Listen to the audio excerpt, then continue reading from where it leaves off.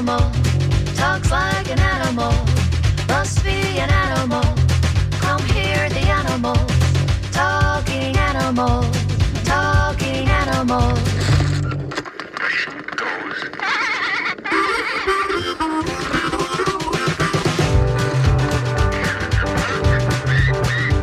It walks like an animal, talks like an animal, must be an animal.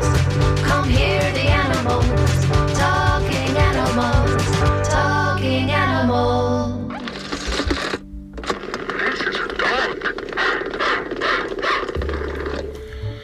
Good morning. This is Talking Animals on WMNF. I'm Duncan Strauss, and my guest on today's show is Stan Kroh, Senior Manager of Land and Stewardship Programs in the Environmental Services Department at Tampa Electric Company, where the broad scope of his duties includes overseeing the company's Manatee Viewing Center in Apollo Beach.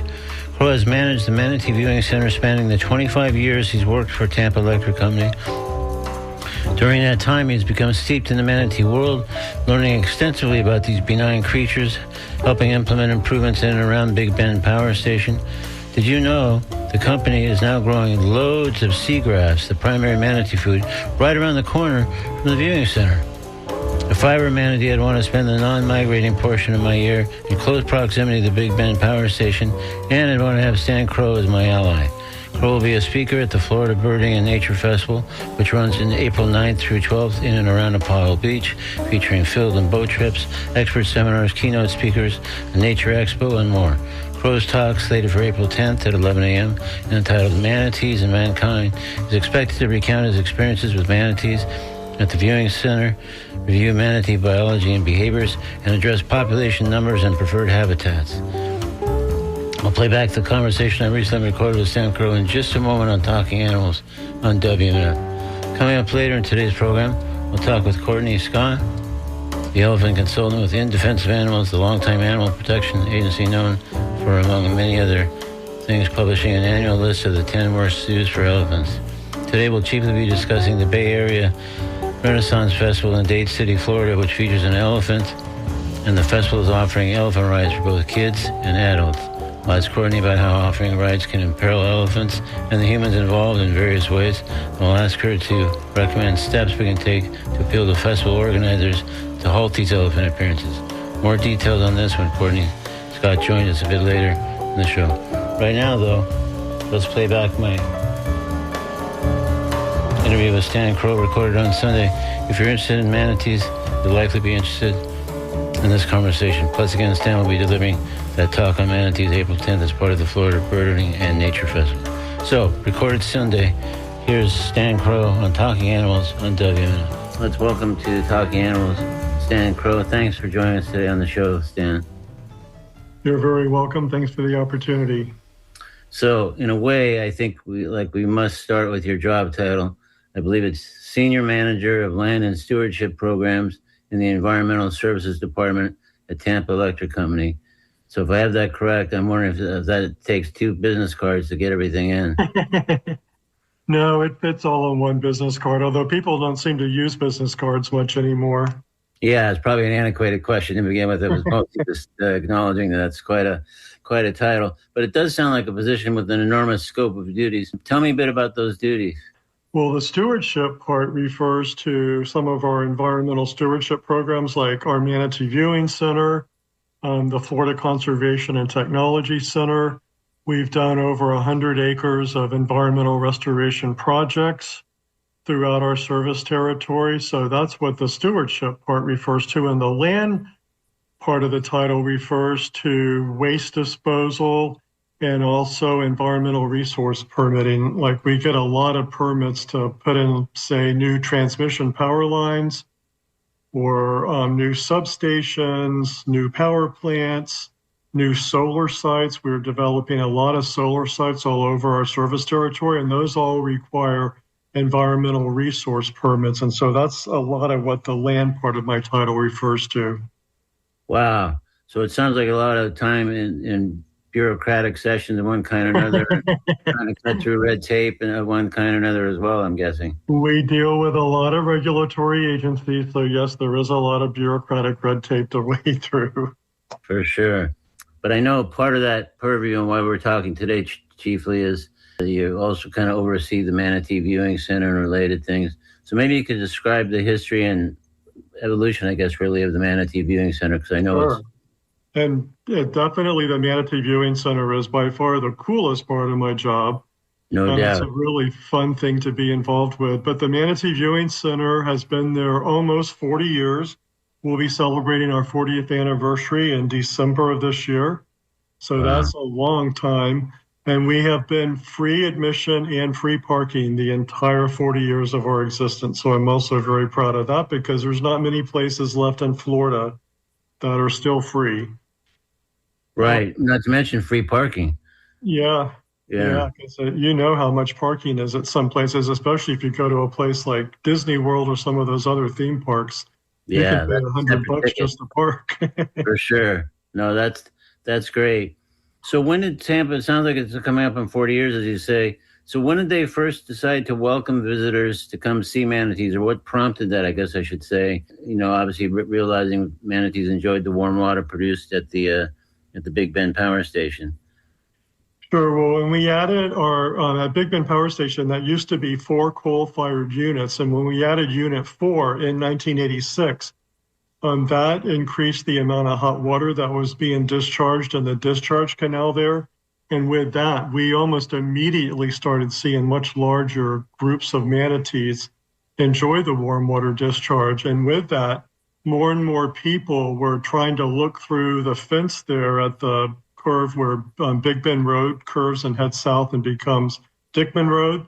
Right there at that dangerous curve, people were parking there and trying to peer through the fence to get a glimpse of these manatees. So we decided to open it up to the public, and it's just expanded from there. And we now get probably close to 500,000 visitors on the 5.5 months that we're open. And when are those months that it's open and not open? We're open November 1st through April 15th.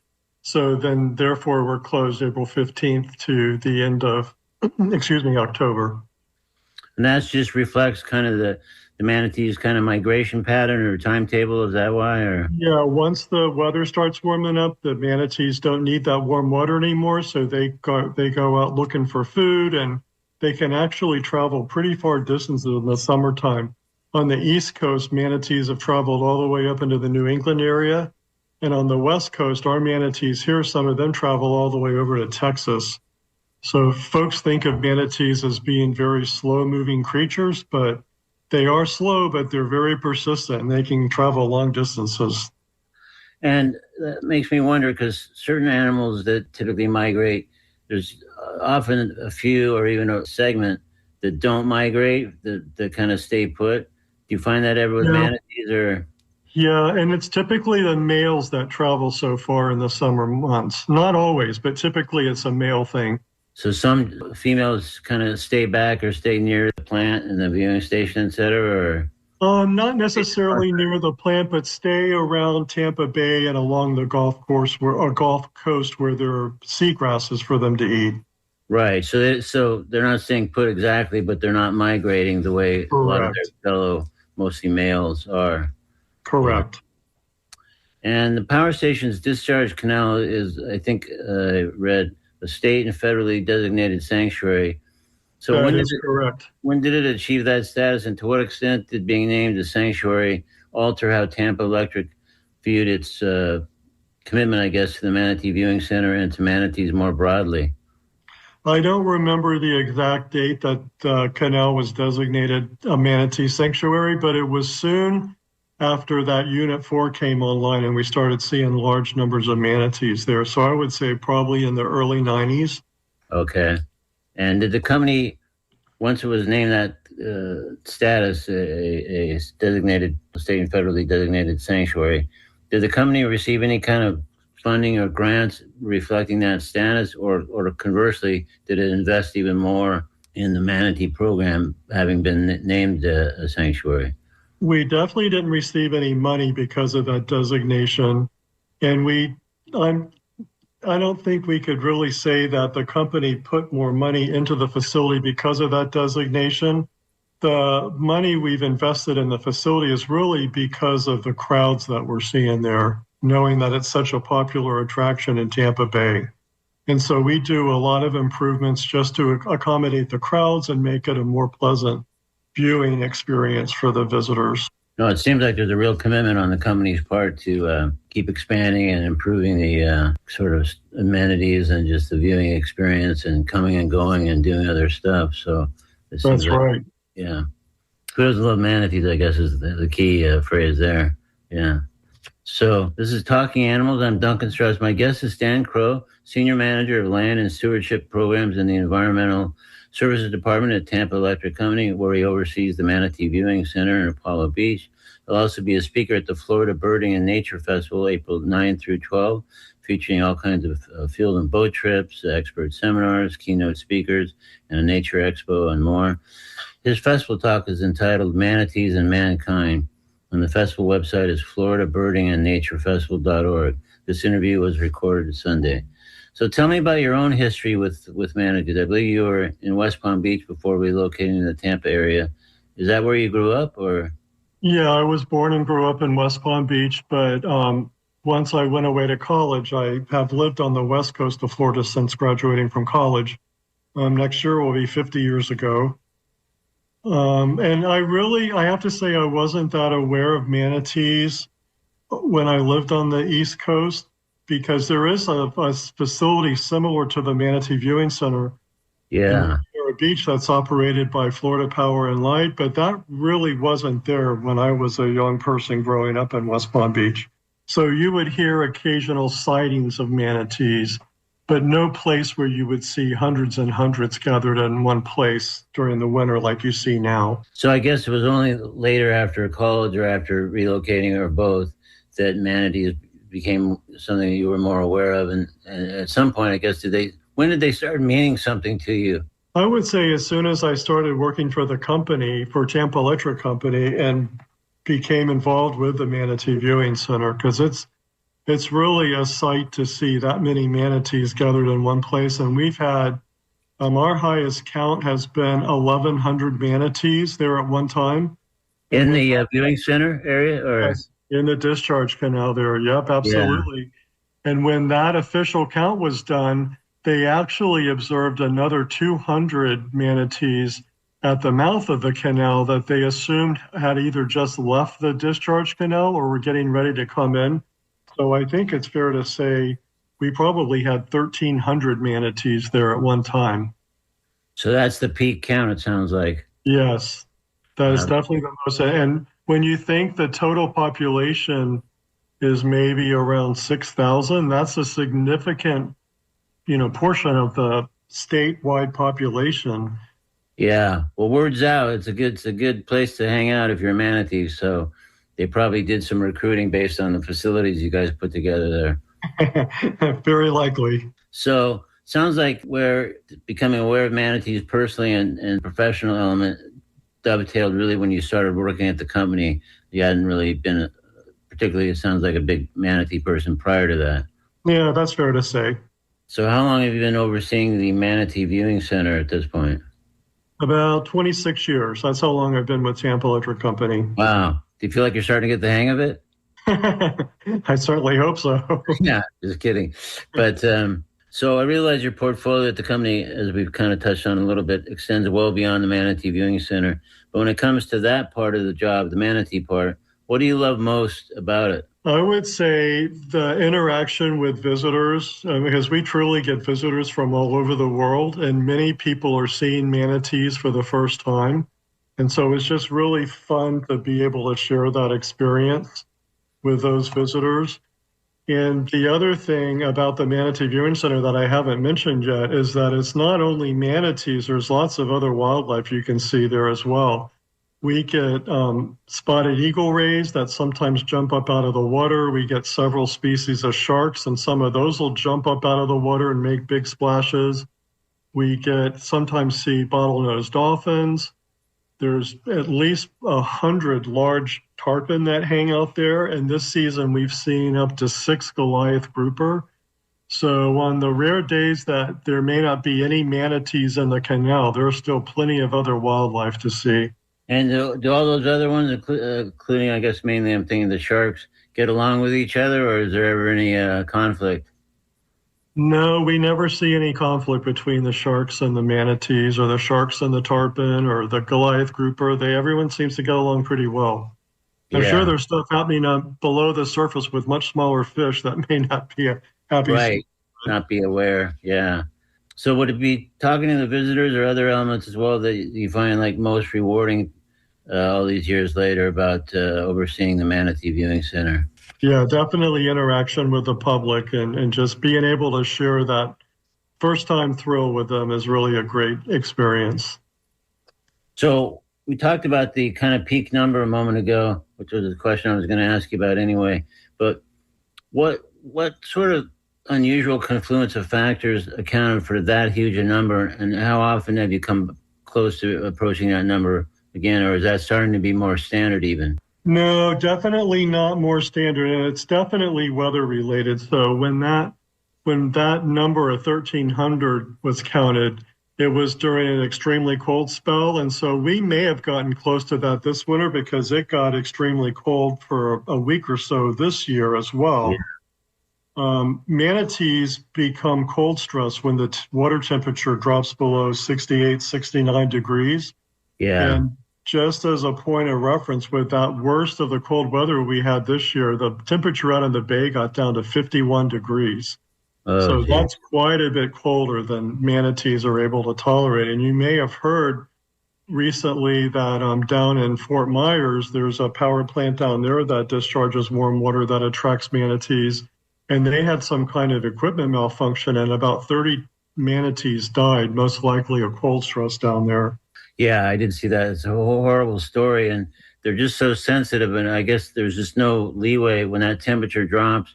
But so when there is a cold spell like we had, and temperatures were, I guess really in the 30s, kind of at the lowest there, their air temperature, obviously. Uh, Yes. so was there a bigger influx of manatees making their way to the visiting center? Like, is that sort of a correlation when it's that cold? Did more even come at that point? Yes, absolutely. There's a direct correlation there. And would that be kind of reapproaching the number we talked about earlier, that 1,300 or thereabouts, or? There has not been an official count that I've seen yet, but I do know that one of the local TV stations reported there were about 1,000 there. Did a couple of aerial flyovers of the canal during that cold peak, and they saw how many manatees were in the canal. So we Yeah. could have come close. I just haven't seen an official count from the Wildlife Agency yet. So in a way, this kind of brings me to noting there are manatee rescue and rehabilitation efforts there as needed. Do those fall within the purview of your job at all, or? Only that we provide the space for that rehabilitation, capture, and release to occur. We have a special ramp that we put in at the Manatee Viewing Center, so it makes it very easy to take rehabilitated manatees down to the water's edge, or to also help facilitating getting them back out of the water if they need to be rescued. And the reason that the rehabilitation centers like to release rehabilitated manatees at a place like the Manatee Viewing Center is that a lot of times, rehabilitated manatees were captured as orphan calves. And so they've spent most of their life in captivity and haven't necessarily learned natural manatee behavior. So they Mm. like to release them in a space where there's a lot of other manatees. So hopefully they can observe that natural manatee behavior and more easily adjust to life out in the wild. So kind of follow the example of the other manatees, and hopefully Yeah. not be kind of in peril that you might be if you didn't know what to do. Right, because that's behaviors they would normally learn from their mothers, but since they were captured as orphan calves, they haven't had that opportunity to learn those natural behaviors from their Yeah. mothers. So hopefully there's role models when they're out amongst the people in the Yes. there. Yeah. So when a manatee is affected by cold stress, are they already like in deep trouble, or can they be rehabilitated at that point, or does that matter the matter of how severe and how extended their time has been exposed to the cold water? Yeah, it really is a function of how long the exposure was and how cold they got. but they typically, as long as the weather warms back up, they typically do recover. What happens when a manatee gets cold stress, it'll get white spots on its skin. And if the weather warms up, those white spots usually have a chance to heal. But if not, then they might have to be captured and be put into rehabilitation for a while until they can be returned to the wild. And what is rehabilitation with a cold stress situation with the spots? What does that involve, and how long before they can be released, assuming it goes well? It would just depend on the condition of the manatee. Hopefully, they wouldn't have to be in rehabilitation very long, but it would just depend on how bad the cold injuries were and how long it took to heal. But typically, if they're in, tanks with a constant water temperature and they're getting a good diet, they should be able to recover fairly quickly. Oh, that's good, because I wasn't sure how dire it was once they were really exposed to that kind of cold, and sounds like chances for recovery are typically good under the right circumstance. Yeah, again, it just depends on how cold it got and how long they were exposed before they were able to get to warm water. With this last cold snap where the temperatures were really, really cold, did you find more of them that needed to kind of get that kind of rehabilitation, and were more of them okay, or were they? We didn't find that at our facility because we were able to keep at least a minimum water temperature in our discharge canal for the manatees.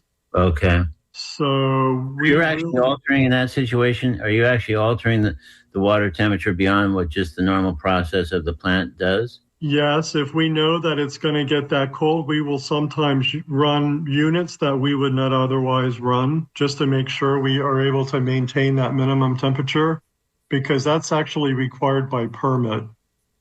Oh, really? Mm-hmm. Yep. You do with the viewing center, et cetera, and the other things that go with the rehab and whatever? Yes. Wow. Well, that's great, because otherwise that seems like pretty amazing that beyond just what's warm water there that is provided, that you're actually making it warmer when the cold snap comes and saving more manatees that way from getting the cold stress. That's great. Yes. So again, this is Talking Animals. I'm Duncan Strauss. My guest is Stan Kroh, who as part of his broad duties working for the Tampa Electric Company oversees the Manatee Viewing Center in Apollo Beach. He'll also be a speaker at the Florida Birding and Nature Festival running April 9 through 12. His talk is entitled Manatees and Mankind. The festival website, chock full of information, schedules, and all kinds of other info, is floridabirdingandnaturefestival.org. This interview was recorded Sunday. So I mentioned it 2 or 3 times, including just then, Stan, about your upcoming talk, again, as part of the Florida Birding and Nature Festival that's running April 9 through 12 in and around Apollo Beach. So your talk is Manatees and Mankind. I don't want you to give too much away, but can we get a bit of a sneak preview of the talk? Sure. Well, I'm going to go into a little bit of the life history of manatees, how they evolved, also their closest relatives from around the world. And then a big part of the talk will really feature impacts of man on manatees. So really, manatees don't have any natural predators, but humans are the biggest problem for manatees. Either we hit them with boats, or we create pollution that causes red tide blooms. There's just all kinds of things that happen to manatees because of man. Because unfortunately, humans want to live right on the water, and that's where manatees are. And we also, want to boat and fish in shallow areas where the seagrass beds are. So sometimes the boat propellers tear up the seagrass beds, and then there's less food for the manatees. So again, we just impact them in all kinds of ways. So a big part of the talk will be about that. And how did they evolve? What kind of species are related to the manatees that we might know or might not know, for that matter? Well, surprisingly, one of the closest living relatives is the elephant. And there's also a rock shrew, I think that's in the Middle East area, that is also considered a close living relative. And if you've ever seen a skeleton of a manatee, you'll notice that the bones in their flipper actually look like the bones on our hand. And that's one of the ways they know that these have, in the past, evolved from land mammals. So at one point, they probably had feet, and that's why they have these toes or these bones in their flippers, because otherwise you wouldn't need that kind of a bone structure for a flipper. but it's really interesting to see. And by the way, I will have actual manatee bones that I'll be sharing with visitors during my talk, and they'll be able to pass those around and actually handle those. And that's a rare opportunity to get to actually handle real manatee bones like that. Are those otherwise sort of protected in some way or not normally? Yeah, it's illegal to have manatee bones. We have a permit at the Manatee Viewing Center because it's an educational facility.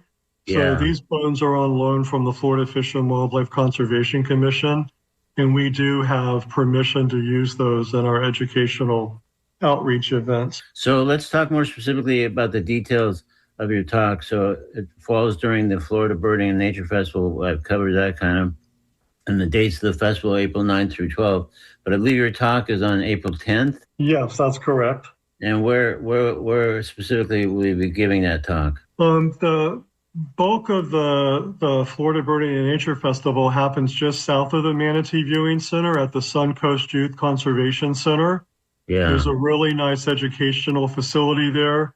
And downstairs, there's going to be a nature expo with a variety of exhibitors and vendors selling all kinds of nature-related items and also handing out very important information on environmental restoration and other topics like that. And then upstairs, there's a very nice classroom space, and that's where the seminars will be going on.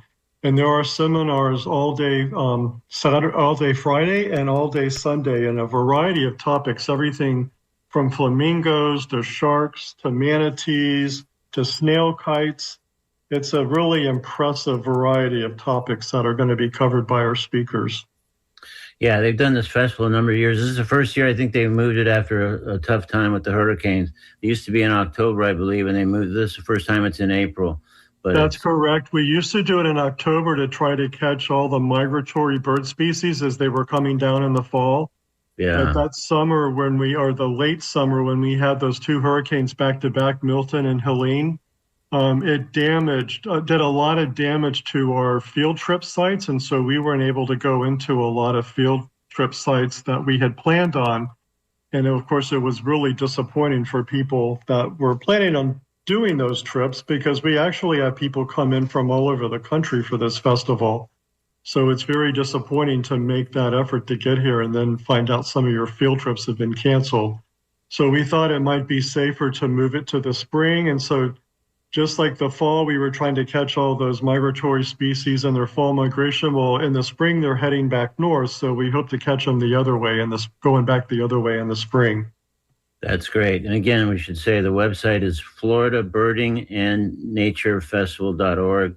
All kinds of information, the schedule of speakers and talks and the Nature Expo and all that stuff is found right on that website. It's very comprehensive, and there's a lot of great programming that's offered. And again, it's the first time it's in April, but hopefully it'll be weatherproof and on with the show. We should be. There certainly shouldn't be any hurricanes in April, and the rainy season won't have started yet, although I wouldn't be at all disappointed if the rainy season did start early this year with this drought we're in. Yeah, we could use some rain for sure. Scheduled or not. So a couple other things, Stan, I'm curious about is I think the electric company, amidst all its other efforts to help and accommodate manatees, has kind of a whole seagrass element that they try to, Yes. Maybe you could talk about that.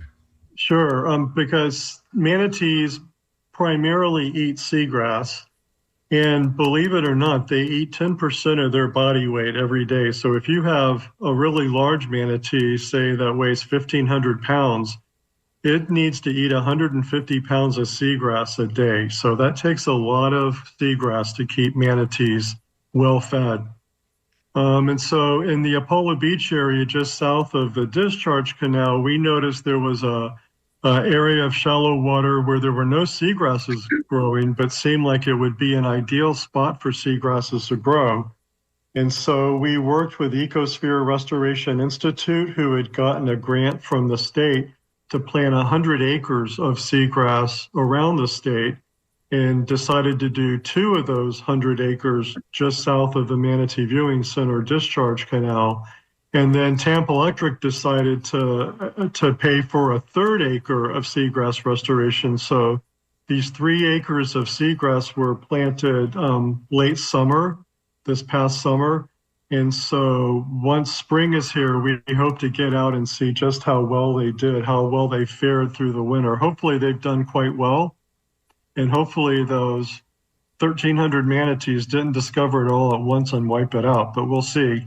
Yeah. Check that out Well, as soon as we can. it certainly sounds like the company couldn't be more accommodating in the manatees in one way or the other.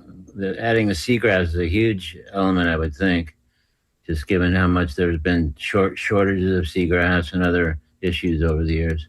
Yeah, because as you probably know, over on the East Coast a few years ago, there was a big seagrass die-off because of polluted water that was released from Lake Okeechobee into the Indian River Lagoon. Yeah. And that polluted water caused a massive algae bloom that then shaded out the water, so the seagrass died and hundreds of manatees starved to death. It was really heartbreaking to see that. Yeah, that's awful. So this will help mitigate any shortages of seagrass. It sounds like these acres you guys have planted. We certainly hope that's the case. And I think we actually have permits to plant 5 acres of seagrass. So if this is successful, if those first 3 acres are successful, we have every intention of planting 2 more additional acres as allowed by permit. Well, that's great. Is there any way to assess after these are starting to grow, like how well they're doing compared to what your hopes are? Or is it just like you'll know later on? Well, what'll happen is the person that planted the seagrass, the company that planted the seagrass, they'll go out by boat and with some staff with snorkeling gear. And so they'll actually get down in the water and observe and just see what the percent coverage is of those areas where the seagrasses were planted. Interesting. And this goes back a little bit to our numbers and our population count. But I was wondering, is there any kind of method for tracking, at least generally, the comings and goings of specific manatees? Like, are there certain traits that a certain manatee has, could be unfortunate, like a propeller strike or something else that makes it like, well, there's Harry over there, but in that part of the viewing station. So sadly, what you're describing is exactly what happens. You hardly ever see a manatee without some kind of scars on it from boat strikes and other injuries. And every manatee has its own unique scar pattern. And so the scientists will actually track that. They have a pretty good record of which manatee has which scars. And so they're able to track them that way. Sometimes when they release a rehabilitated manatee at the Manatee Viewing Center, they'll actually put a tag on them so they can track them for a few weeks and just make sure they're doing well and adjusting to life out in the wild. But they definitely can be tracked. I wonder if there are some that have been around or known in one way or another for many, many years, maybe even decades, or is there like any grizzled old manatees that you guys really know from way back when? Yeah, we do see some manatees that come back year after year to the Manatee Viewing Center. Yeah. And we had a longtime employee at the Manatee Viewing Center. He actually worked for the company for, I want to say, 36 years, and then worked at the Manatee Viewing Center once he retired for at least another 20, maybe. Wow. Actually, altogether, he had over 60 years service in with the company, but they actually named a manatee that frequented the Manatee Viewing Center after him. His name was Howard, and so Howard got a manatee named after him. As well he should. Yes, as well he should, for sure. Yeah, that's great. Well, that sounds good. So I'm kind of curious. Seems like whether it's a Howard or someone else or someone they're just visiting, seems like, what about manatees speaks to people in your experience? I mean, what enchants them? I mean, it seems like it's something more profound than just the gentle giant thing. Yes, it is more than that, but that is certainly a big part of it. I mean, because they're just such peaceful creatures. They're, because they eat nothing but grass, they're not aggressive towards any other species. And when you see them at the Manatee Viewing Center, because they're there just to enjoy the warm water, you just see them lolling about, and it's like their spa day. And so they truly are gentle giants. Again, they don't have any natural prey that they go after. They don't harm anyone. They just mind their own business. Very Yeah. peaceful animals. And maybe partly their very vulnerability is also what speaks to people in some ways, perhaps. Yes, and that is true. And especially if we have an injured manatee at the Manatee Viewing Center, people really respond to that. If you see a manatee with especially bad scars or sometimes they have nasty gashes on their side where they've been struck by a boat. That people just really can feel that when they see it. So when a manatee enters the viewing center there, how long are they typically there? I mean, does it vary from manatee to manatee? Is there X amount of days that are kind of typical stay, or? Not really. It just depends on how cold the weather is because there's nothing for them to eat in the canal there. They really are there just for the warm water. And Okay. we're not allowed to feed them. That's illegal. And so they're just there long enough for the water to warm up enough for them to be able to leave and go out and get food. So the seagrass that you guys are cultivating is obviously, obviously in a different location entirely.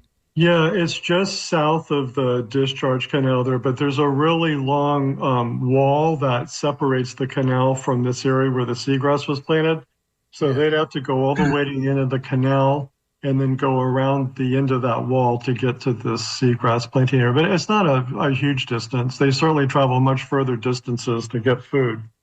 And just out of curiosity, what's the rationale behind preventing them being fed in a place like a viewing center? The wildlife agencies don't want manatees becoming dependent on on humans for food, because they don't want them to lose whatever natural fear they might have of humans. If we're attracting manatees with food or fresh water, it just typically puts them in harm's way.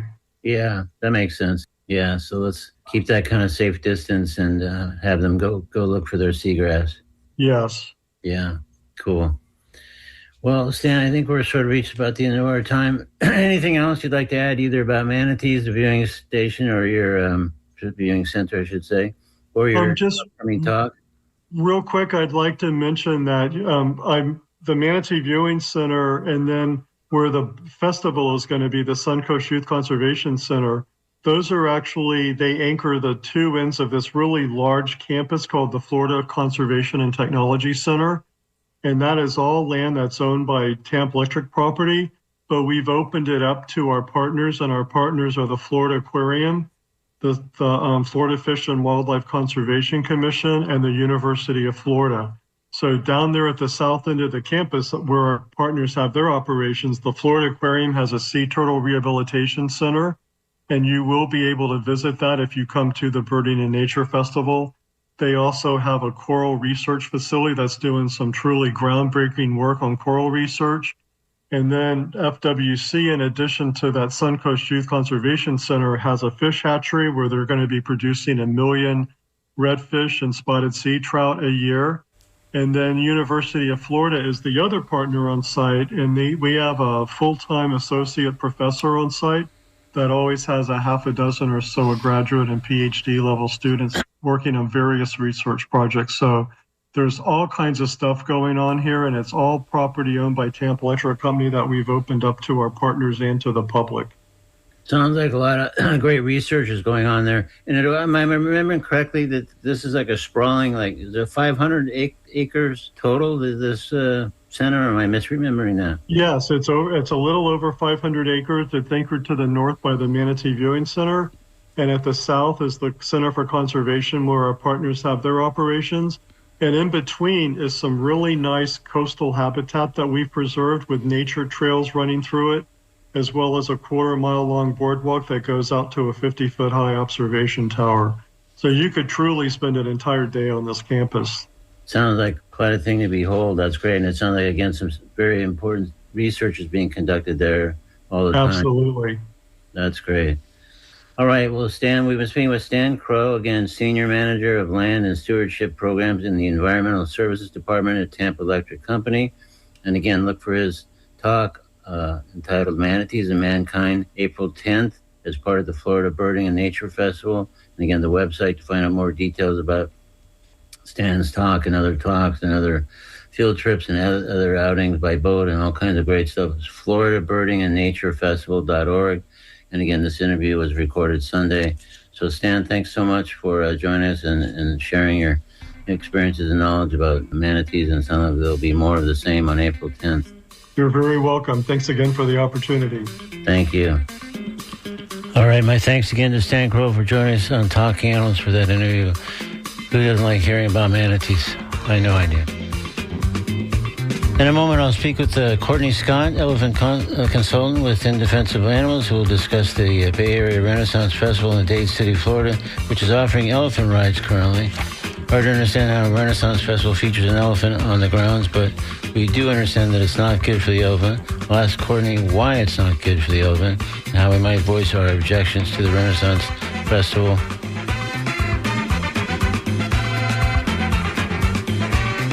When she joins us on the program just a moment or two from now. Right now, though, we're going to step into the comedy corner with a piece relevant to the conversation we just had with Stan Kroh. Here's Jim Gaffigan with part of a piece called I'm a Manatee on Talking Animals on WMNF. My favorite animal is the manatee, the sea cow. The manatee is endangered with extinction, and I think it's because it's out of shape. It looks like a retired football player. You see the manatee on the Discovery Channel? It's always floating around like, I'm bloated. Too much pizza for me. The manatee is also called the sea cow. Sea cow, that sounds like an insult. It's almost as if the manatee was introduced to the ocean. The other animals were like, who's the new guy? The manatee was like, oh, hi, everyone. You can call me the manatee. Yeah, right, sea cow. Name's Manatee. Sea cow, fat ass. Quit it. I'd love to see the manatee on a show like Ricky Lake.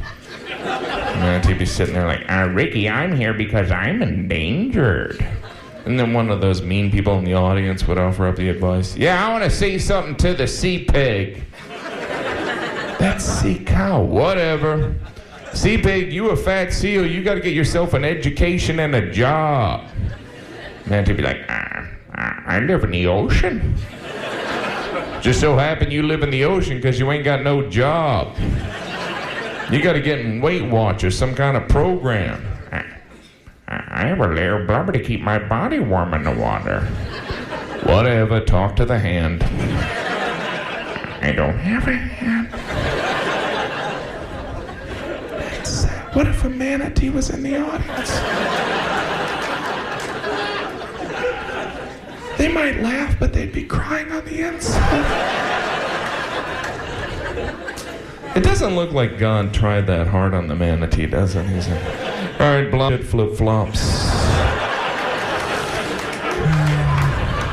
What the hell? Let's go with the goatee. You know what? I got a golf game. Throw this around Florida, it'll fit in. Hey, I'm from Florida. I don't think God plays golf. I didn't like some of those jokes.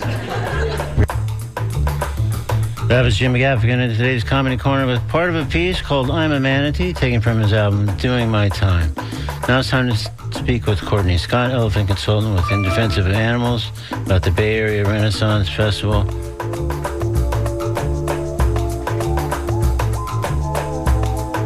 In Dade City, that's currently offering elephant rides. Let's learn more by welcoming Courtney Scott back to Talking Animals on WMNF. Good morning, Courtney. Good morning.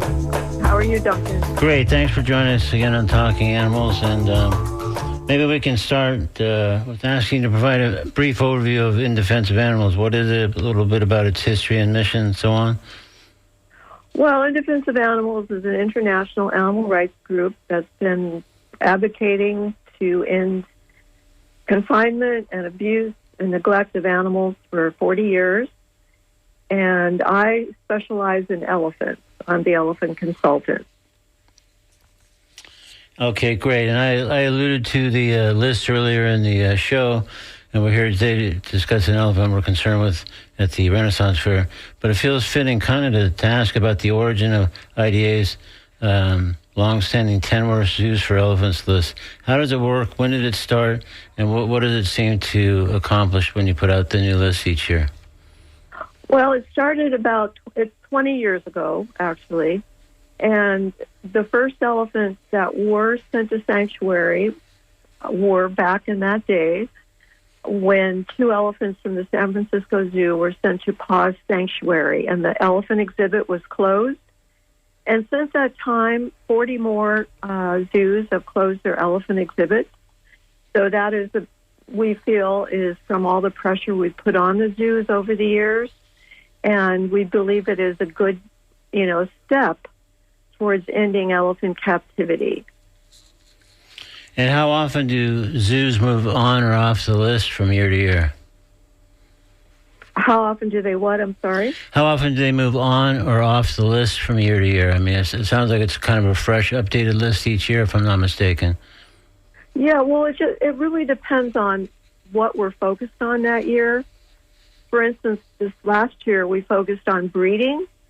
And so if a zoo is doing aggressive breeding, for instance, then we're going to focus on it for 2025.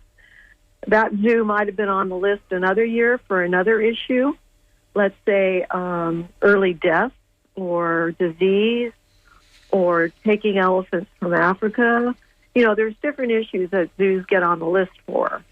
So if they have repeat visits to the list, it's because they're, doing something else that we're focusing on for that year. And do zoos that make it on the list seem to consider making any changes based on what they've been added to the list for? Yeah, they do. For instance, we focused on bullhooks for a number of years.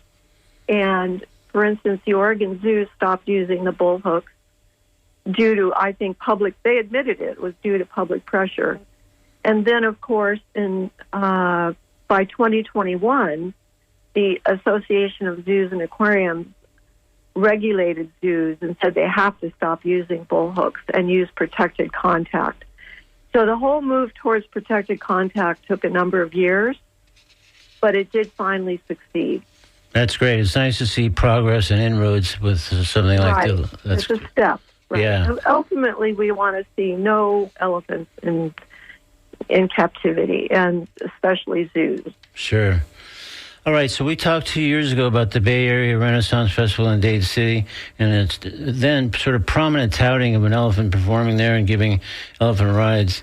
So remind me of what course of action you recommended back then, and then we'll get into kind of what's happening currently at the Renaissance Festival. Yeah, well, what we recommend then and what we recommend now is to end elephant riding.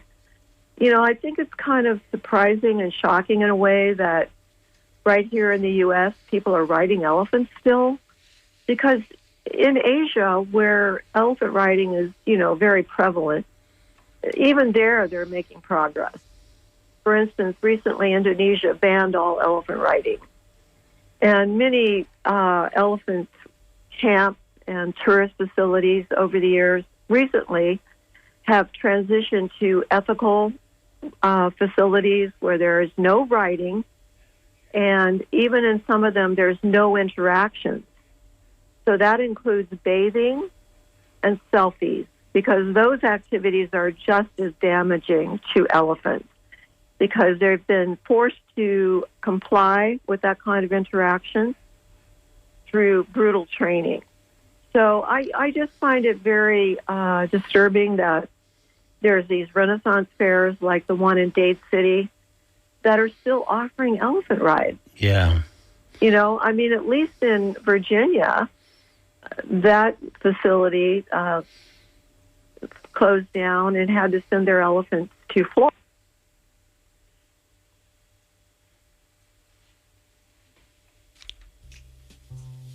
We may have lost Courtney. Let me see if I can get her back. This is Talking Animals on WMF.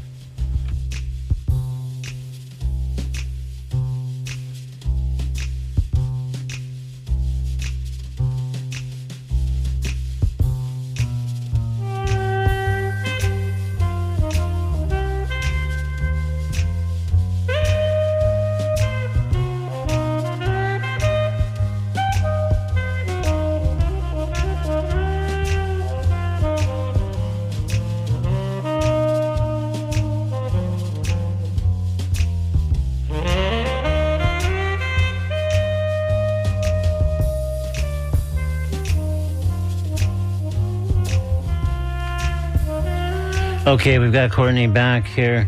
So I guess, does it represent progress, I guess, along the lines of what we're talking about, that the elephant has lower key presence at the current festival? Or is it still, the chief problem is it's still at the fest, just maybe with a little bit more... yeah, you're saying that they're not promoting it as much? It seems like it's not as... I remember when we spoke a couple of years ago, it was really touted, and there was this woman that was, the elephant's handler/owner, and it seemed like that was splashed all over the Renaissance Festival thing.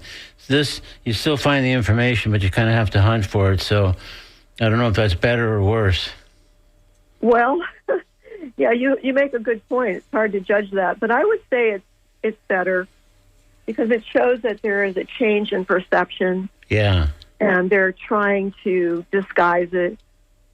So I think that is a step in the right direction. It's just, it takes time for these changes to happen. But I believe that the public is becoming more aware, and that's one of the signs. And for people who may not be aware, you talk about the kind of some of the changes internationally and otherwise. But just when it comes down to a basic elephant ride, what are the detriments for the elephant involved in an elephant ride? Just physically and emotionally, I guess. Yeah, it is a physical damage is done to the elephant, because, as I explained last time, the elephant's spine protrudes out of their back. It's not like a horse that has kind of a saddleback. The spine is actually protruding, so you're sitting right on top of the spine. Yeah.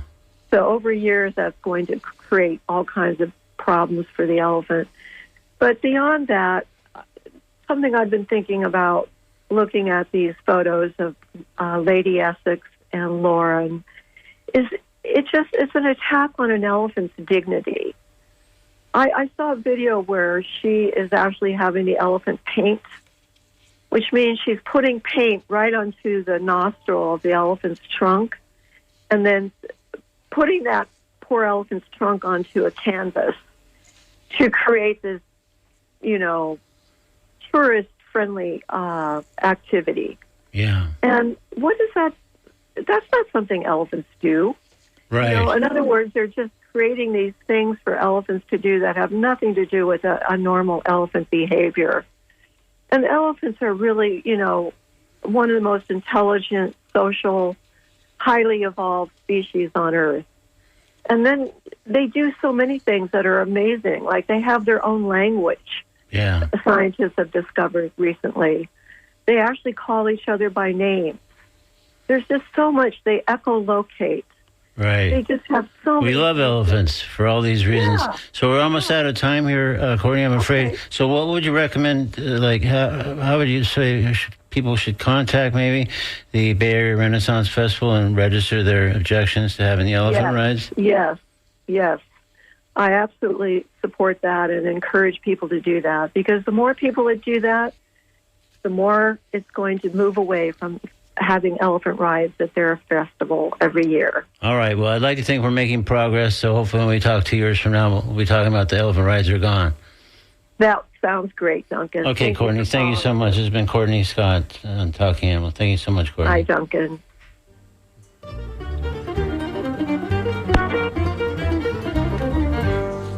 Coming up on WMNF, it's The Conversation, the great show hosted by Mario Nunez and Joe King Carter. After that, it's The Scoop, WMNF's brief news recap. Then we shift back to music programming with Sam Ball holding forth from 1 to 3, followed by Nancy hosting the traffic jam from 3 to 6 p.m. And there's more great programming on WMNF here, 88.5. Meanwhile, next Wednesday on Talking Animals, happy to report Glenn Hatchell will be back for another edition of Ask the Trainer. Again, you may recall those shows. People can call in or write in, ask Glenn for guidance or help about their dog's or cat's behavior. And really helpful, great show. So that's next Wednesday, March 11th here on Talking Animals on WMNF Tampa. We'll see you then. Stay tuned for The Conversation on 88.5 WMNF.